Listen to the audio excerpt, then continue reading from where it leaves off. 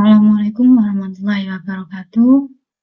Kali ini kita akan kembali melanjutkan tentang materi sistem sirkulasi. Pada part sebelumnya, yaitu sistem sirkulasi part 1, kita telah membahas komposisi dari darah, kemudian membahas juga tentang sel darah merah, maka kita akan melanjutkannya dengan yang kedua, yaitu sel darah putih. Kita tahu bahwa sel darah putih biasa disebut dengan leukosit.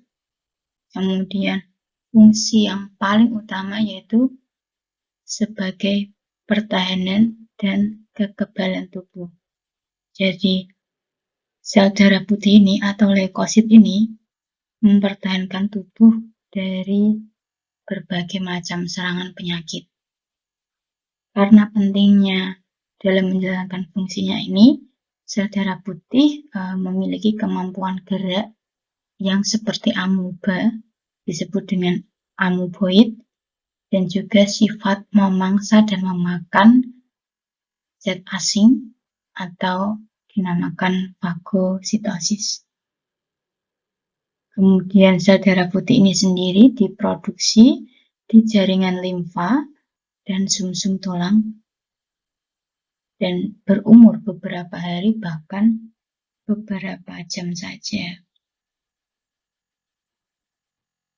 Kemudian sel darah putih itu sendiri atau leukosit dibedakan berdasarkan ada atau tidaknya granula dalam sitoplasma.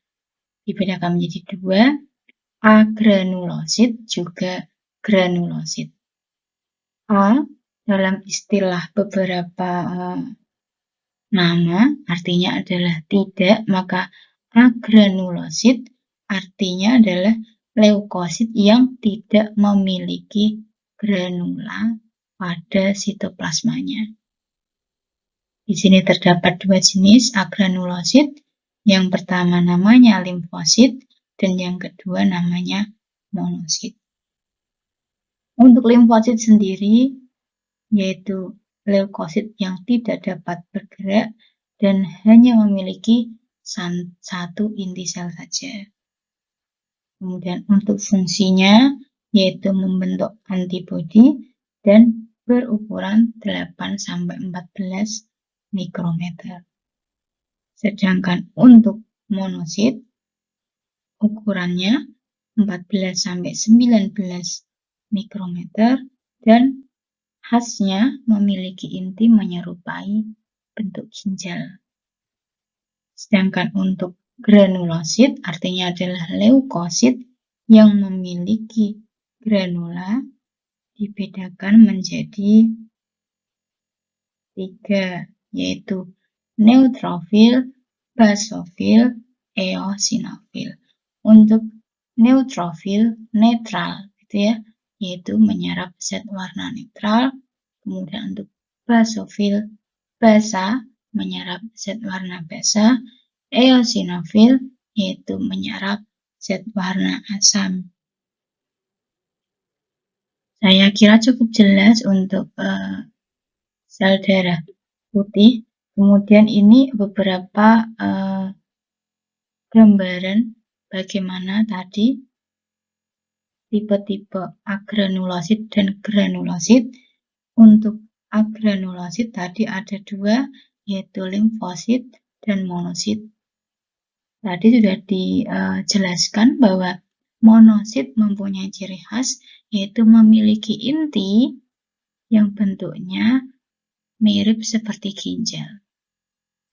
Kemudian untuk granulosit tadi ada 3, eosinofil, basofil, neutrofil. Jadi neutrofil menyerap zat netral, kemudian basofil menyerap basa, eosinofil menyerap asam.